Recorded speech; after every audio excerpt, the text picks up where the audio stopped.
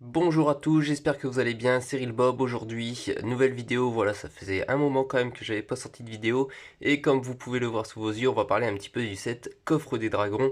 Donc pour ceux qui ne connaissent pas le set Coffre des Dragons, c'est un set de 20 cartes dont une secrète, c'est un set donc du bloc noir et blanc sorti en 2012.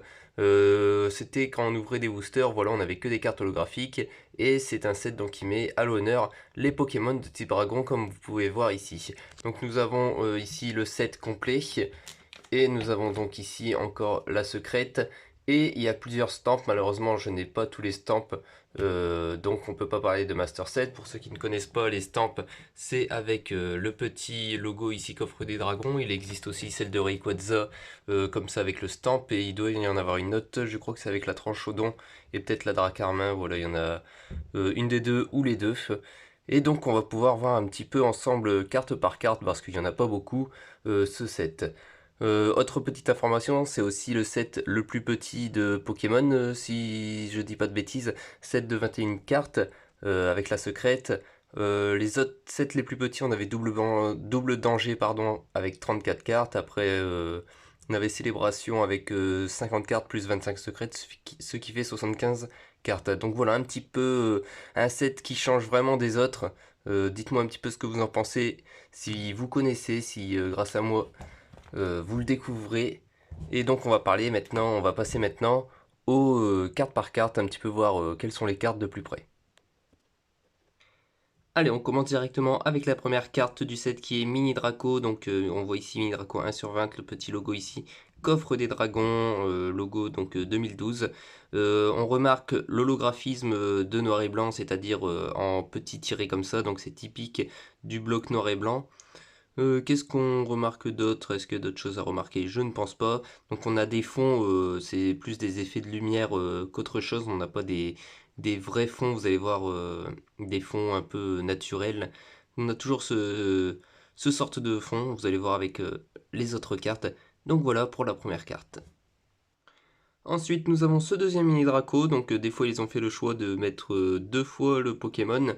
C'est le cas avec la famille de Dracolos et la famille de Tranchodon. Donc ici on a un mini Draco avec plus de couleurs en arrière-plan. Voilà, je préfère celui-là avec plus de couleurs. Je vous ai pas montré à chaque fois les états, mais c'est vraiment de l'état excellent. Voilà, c'est pas mal du tout. Il y a quelques petits défauts de frottement peut-être, mais le set complet est en très bon état, excellent. Nous avons ensuite son évolution Draco qui va être aussi en deux fois. Donc voilà, Pokémon où il y a des très belles illustrations de Draco, notamment les premiers Draco. De toute façon, toutes les cartes de Draco que j'ai vues étaient belles. Et la seconde va être un petit peu à l'image de Mini Draco, vous allez voir qu'elle est encore plus belle.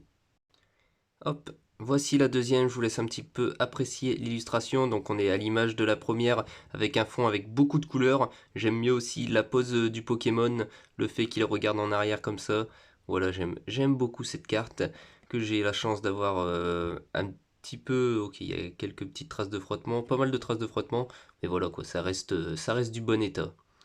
Ensuite, on va passer à la dernière carte de la famille de Dracolos, qui n'est d'autre que le fameux Dracolos. Donc le voici, carte sympathique, sans plus. Voilà, c'est les fins d'évolution sont un petit peu les plus recherchées. Dracolos, Tranchodon, Rayquaza, donc qui vont coûter moins cher que les mini Draco. Mais bon, voilà, c'est des petites cartes sympathiques. Donc je sais pas dans les boosters si on pouvait dropper n'importe quelle carte ou si à la fin de chaque booster on avait par exemple un Dracolos, un Tranchodon. Ça, je ne m'y connais pas parce que je n'ai pas ouvert ce genre de booster. C'est du rachat. Voilà, on va passer ensuite à une autre famille qui est celle de Drabi. Donc cette carte, je crois que c'est un reprint d'une carte de noir et blanc. Mais bon, ça reste sympa avec ce petit fond, on dirait un petit peu des pétales roses, bleus et blanches. Le Drabi en train de courir. Et vous allez voir que son évolution est pas mal du tout, j'aime beaucoup le Dracos.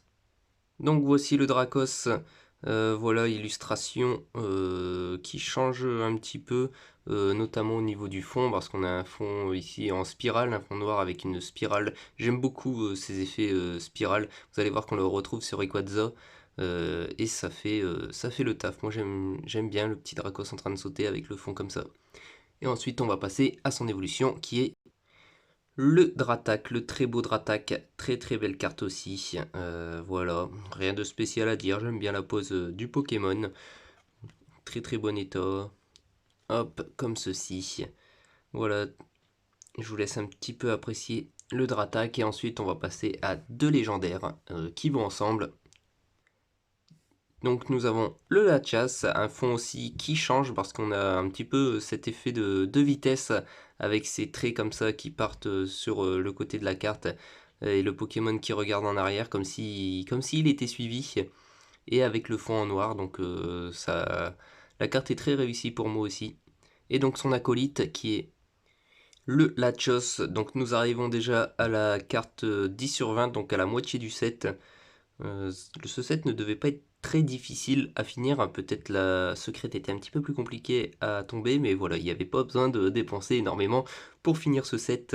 Je crois que c'était un set qu'on pouvait acheter en tripack ou en coffret si je me souviens bien, et que dans les tripacks nous avions ces stampes Tranchaudon, tout ça avec écrit coffre des dragons dessus.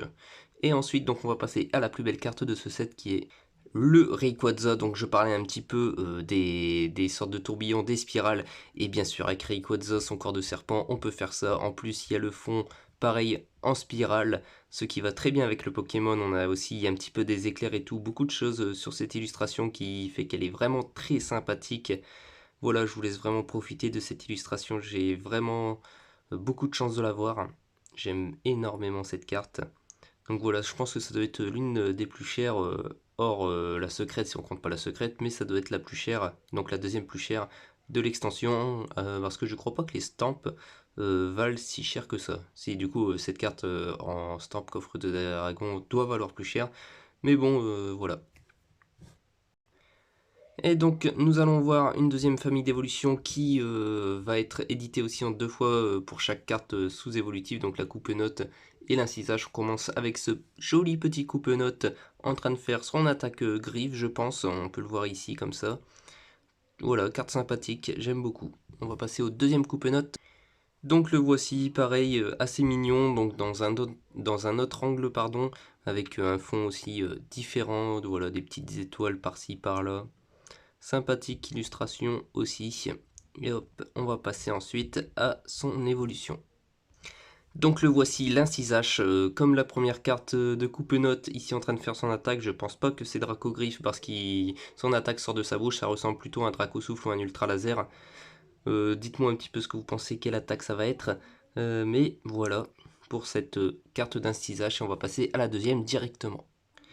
La deuxième incisage, donc ici dans une pose bien plus dynamique, avec son corps ici on a de l'effet donc avant-arrière. Voilà un petit peu comme la Groudon Star, mais c'est pas, bien sûr c'est pas aussi flagrant, mais un petit peu dans cette pose-là, pour ceux qui connaissent.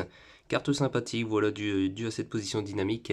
Et on va passer donc à son évolution, qui est le Tranchaudon. Donc Tranchaudon ici qui est assez dynamique, enfin un peu moins dynamique quand même, mais qui est sur ses gardes, j'ai l'impression, comme s'il allait soit préparer une attaque, soit préparer à encaisser un coup. Voilà, jolie carte aussi. Euh, Ce petit Tranchaudon, donc 16 sur 20, on arrive bientôt à la fin, je ne sais pas, ça, ouais, ça a l'air d'être une belle griffe ici, je n'avais pas vu. Donc on va passer ensuite à un dernier Pokémon avant de passer au dresseur.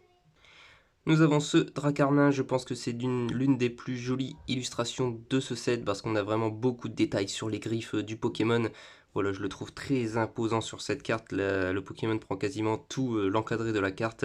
Il y a ce qui laisse très peu de place au fond, mais je trouve ça très réussi, le fait d'avoir ce Pokémon voilà, en train de montrer ses griffes et montrer à quel point il peut être fort, il est imposant.